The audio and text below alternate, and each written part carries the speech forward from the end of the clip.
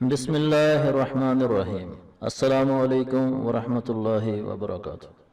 تاریخ انسانی میں خانہ کعبہ کے علاوہ کوئی جگہ ایسی نہیں ہے کہ جہاں ہر وقت لاکھوں کی تعداد میں لوگ موجود ہوں اور 24 گھنٹے میں کوئی لمحہ بھی ایسا نہ ہو جب اس گھر کا طواف نہ ہو رہا ہو۔ آج کی اس ویڈیو میں ہم آپ کو خانہ کعبہ سے متعلق 10 ایسی باتیں بتائیں گے جو کہ عام طور پر ہر کوئی نہیں جانتا ہے۔ مثلا کعبہ ایک نہیں دو ہے۔ کعبے کی عمارت کو کس نے شہید کیا تھا؟ حجر اسود 23 سال تک کعبے سے کیوں غائب رہا تھا؟ اور ایک صحابی نے خانہ کعبہ کو گرا کر مربع شکل سے مستطیل شکل میں بنا کر اس کے 2 دروازے کیوں بنائے تھے؟ اور وہ کون سا آدمی ہوگا جو خانہ کعبہ کی ایک ایک اینٹ اکھاڑ کر سمندر میں پھینک دے گا؟ اپنی اس ویڈیو میں ہم ان باتوں کا مختصر پس منظر بھی شیئر کریں گے جس سے کہ یقیناً آپ کے علم میں اضافہ ہوگا۔ تو چلتے ہیں اپنی ویڈیو کی طرف۔ خانہ کعبہ جیسا نظر آتا ہے یہ ویسا نہیں ہے جیسا حضرت ابراہیم اور اسماعیل علیہ السلام نے تعمیر کیا تھا، بلکہ اس کی اونچائی تو ایک عام آدمی کے قد سے تھوڑی بڑی تھی اور اس کے اوپر چھت بھی نہیں تھی۔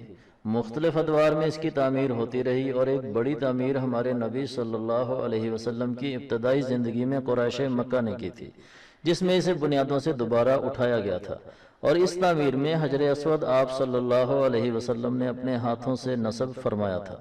اور ابھی حال ہی میں بڑی تعمیر سعودی حکومت نے 1996 میں کی تھی، جس میں اس کی بنیادوں کو مضبوط کر کے اس کی چھت کو دوبارہ بنایا گیا تھا۔ صحابی رسول حضرت عبداللہ بن زبیر رضی اللہ تعالی عنہ کے تعمیر کردہ خانہ کعبہ کے 2 دروازے ہوا کرتے تھے، ایک داخل ہونے کے لیے اور دوسرا نکلنے کے لیے، اور ہر خاص و عام کو اس میں داخل ہو کر نوافل ادا کرنے کی اجازت تھی۔ کعبہ پر غلاف کا رنگ ہمیشہ سے سیاہ نہیں ہے، بلکہ بڑے عرصے تک خانہ کعبہ پر کوئی غلاف ہوتا ہی نہیں تھا۔ بعد میں مختلف ادوار میں مختلف رنگوں کا غلاف چڑھایا جاتا رہا، جس میں سبز، سرخ اور سفید رنگ کا غلاف بھی چڑھایا جاتا رہا۔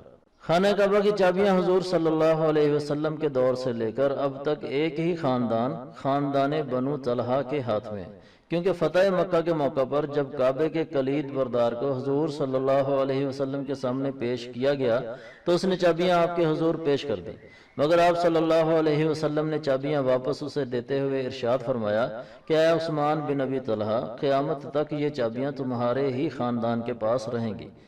اب حاکم وقت ہو یا دنیا کی کوئی بھی بڑی شخصیت، خانہ کعبہ میں داخل ہونے کے لیے اسی خاندان سے چابی لینی پڑتی ہے۔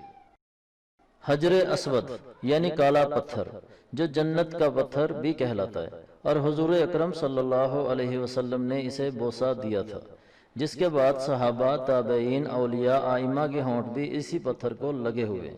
یہ پتھر ایک دفعہ چوری ہو گیا تھا۔ ابو طاہر جنابی نام کا ایک شخص جو کرامتی قبیلے سے تعلق رکھتا تھا، اس نے حج کے دوران خانہ کعبہ پر حملہ کیا، 30,000 کے قریب حاجیوں کو قتل کر کے آب زمزم کے کنویں میں پھینک دیا اور حجر اسود اٹھا کر اپنے ساتھ لے گیا۔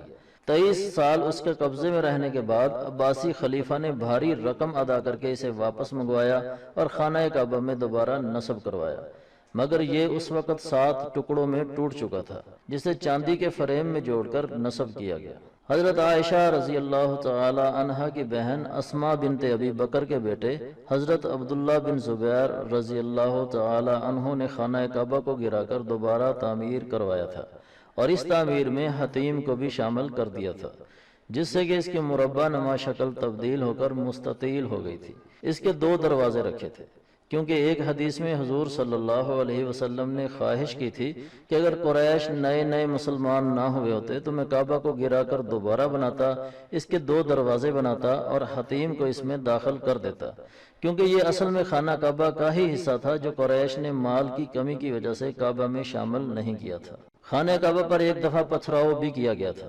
بنو امیہ کی طرف سے گورنر حجاج بن یوسف نے خانہ کعبہ کا محاصرہ کیا اور بعد میں منجنیقوں کے ذریعے اس پر گولہ باری کی، جس سے کہ خانہ کعبہ کو شدید نقصان پہنچا۔ پتھراؤ کرنے کے بعد خانہ کعبہ کی عمارت کو از سر نو تعمیر کرنے کا کام بھی حجاج بن یوسف نے ہی کیا تھا، اور وہی بنیادی ڈھانچہ آج تک بھی اپنی اصلی حالت میں قائم ہے۔ خانہ کعبہ کا طواف کشتیوں میں اور تیر کر بھی ہوتا تھا۔ مکہ کی وادی کے نشیب میں ہونے کی وجہ سے بارش کا پانی خانہ کعبہ کے ارد گرد کھڑا ہو جاتا تھا، جس سے بعض اوقات خانہ کعبہ کے درمیان تک پانی پہنچ جاتا تھا۔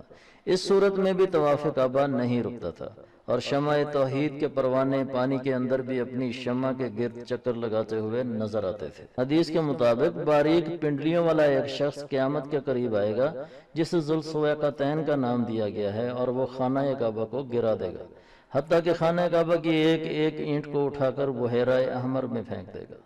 اور کیا آپ کو پتا ہے کہ خانہ کعبہ کے بالکل اوپر 7ویں آسمان پر بھی کعبہ ہے، اور 70,000 فرشتے ہر وقت اس کا طواف کرتے رہتے ہیں، اور یہ سلسلہ روز اول سے جاری ہے اور قیامت تک قائم رہے گا، اور جو فرشتہ ایک دفعہ طواف کر چکا ہے قیامت تک اس کی دوبارہ باری نہیں آئے گی۔ خانہ کعبہ کے حوالے سے یہ معلوماتی ویڈیو امید ہے آپ کو پسند آئی ہوگی۔ اسی طرح کی مزید معلوماتی ویڈیوز کے لیے ہمارے چینل دین و دنیا کو سبسکرائب کریں، لائک کریں اور ویڈیوز اپنے دوستوں کے ساتھ شیئر کریں تاکہ یہ دلچسپ معلومات زیادہ سے زیادہ لوگوں تک پہنچ جائے۔ ہماری اگلی ویڈیو تک کے لیے ہمیں اجازت دیجیے۔ والسلام علیکم ورحمۃ اللہ وبرکاتہ۔